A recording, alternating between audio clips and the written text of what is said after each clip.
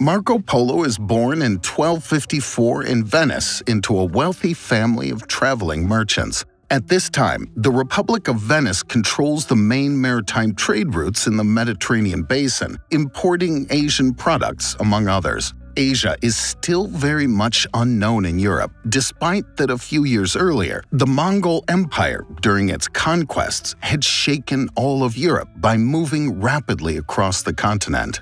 The situation has since calmed down, and only a handful of Europeans have ventured as far as Karakorum, the capital of the Mongol Empire, for diplomatic and religious missions.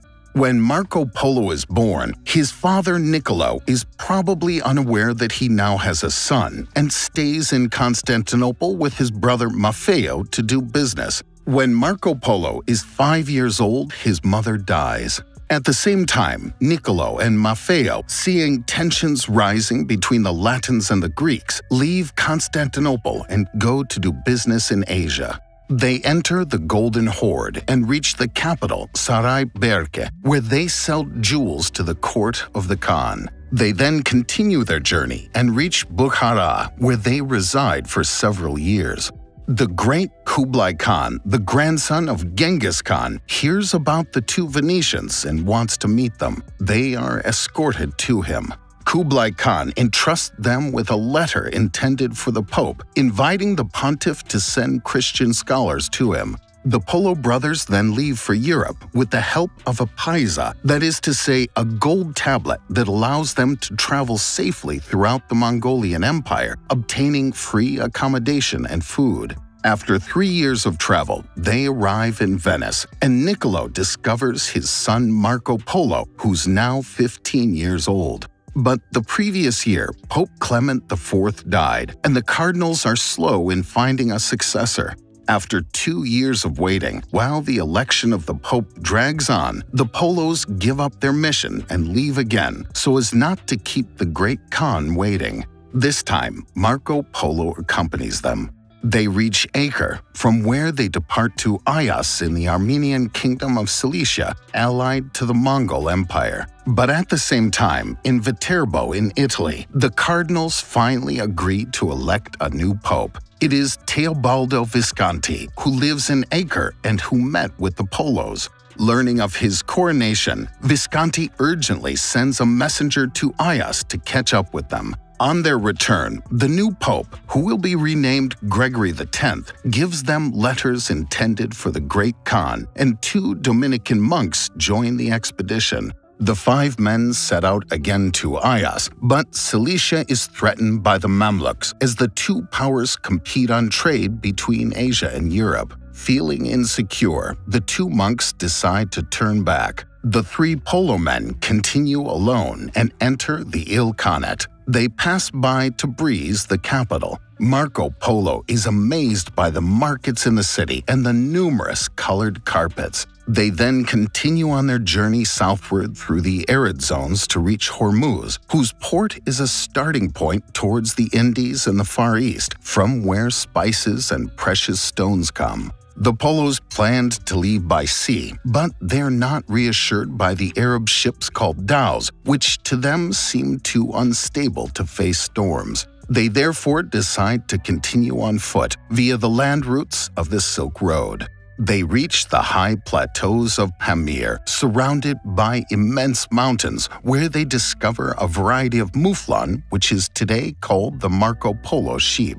Arriving at Kashgar, they pass to the south in a short corridor between the Taklamakan Desert and the elevated Tibetan Plateau. Then they reach the first Chinese city, Guangzhou, today called Zhangyi. They discover their Buddhism, which is completely unknown to them. In a temple in the city is the largest reclining Buddha in China. They stay there for a while until an escort comes to get them. Since the Polo brothers' stay in Karakorum 8 years earlier, the situation has changed. The Mongols are at war with the Song dynasty that they are now conquering, and Kublai Khan has founded the Yuan dynasty, moving his capital to Khanbalik, the city of the Khan, now known as Beijing. 300 kilometers to the north is Xanadu, the summer capital. In 1274, the Polo family arrives there, and they stay in the sumptuous marble palace. Marco Polo seems to have made a good impression on the great Khan, who decides to hire him in his diplomatic service. We don't know exactly what his function is, but we do know that he will travel to the farthest reaches of China. In the capital, he discovers bills made from mulberry bark. Once dried, blackened, and with the imperial seal, they are exchanged for gold and precious stones. This is probably the first time that a European has discovered banknotes. In one or more trips, he explores the Southwest. He is quickly impressed by the highly developed road system. Trees are planted all along the roads to make them visible from afar, to stop people from getting lost in winter and to protect them from the sun in summer. Every 25 to 30 miles, an imperial post house provides lodging and horses to the merchants and messengers of the Great Khan, which makes it possible to circulate information very quickly throughout the empire. After crossing the Sichuan and Yunnan mountains, he reaches the Mekong River, which forms the border with the Kingdom of Pagan. The latter is defeated by the Mongols, who occupy the capital Pagan from 1287. It might therefore be possible that Marco Polo went there and saw the thousands of temples and pagodas which were covered with gold. Marco Polo also explored the southeast. Here, after crossing the Yellow River, the landscape is flat with huge expanses of water, allowing for massive rice production. He arrives in Yangyu, where he says he had replaced the governor for 3 years. Further south, he discovers Suzhou, a city with many canals, which is known as the City of Silk. Finally, he arrives in Qinghai, the ancient capital of the Song dynasty. The city is huge and very modern, with paved roads, which are still very rare in Europe, and numerous stone houses in the center. Marco Polo stays there for 3 years and probably plays an important administrative role. In any case, he has access to secret information, such as the amount of taxes collected by the Great Khan, especially from the salt trade. Finally, he reaches Quanzhou, which he names Zaitan, and which is a huge international commercial port. After 16 years in China, the 3 Polo men wish to return to Venice. At the same time, an embassy sent by the Ilkhan asks Kublai Khan for a new wife to replace his deceased queen. The latter accepts and sends the Princess Kokachin, accompanied by an embassy of 600 people. The Polos take advantage of this and join the expedition, which leaves Zaitan aboard 14 ships. At Sumatra, they make a stopover for 5 months to wait the end of the monsoon. Marco Polo sees elephants and Sumatran rhinoceroses, which he calls unicorns. Finally, the embassy leaves and reaches Ceylon, which abounds in precious stones and pearls.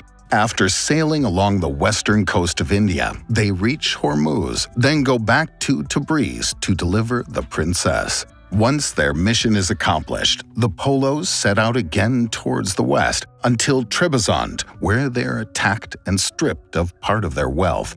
Finally, they set sail and reach Venice 24 years after their departure.